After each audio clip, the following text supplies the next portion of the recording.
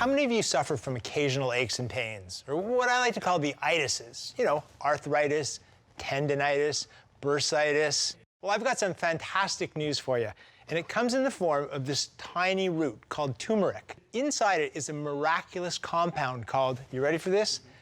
Curcumin. And loads of studies have shown that curcumin is a natural anti-inflammatory. So I've started here with 4 carrots, and now I'm going to add 1 more.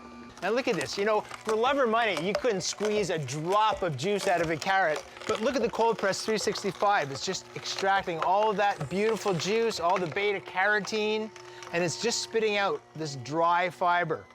Now we're going to add the turmeric and extract that miraculous curcumin. So simple, right? Yeah. Now, lastly, I'm adding some pineapple. And you know how sweet pineapple is, right? So you know this drink's going to taste delicious.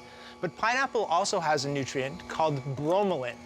And bromelain is another natural anti-inflammatory. So think about it. We're doubling down on the anti-inflammatories.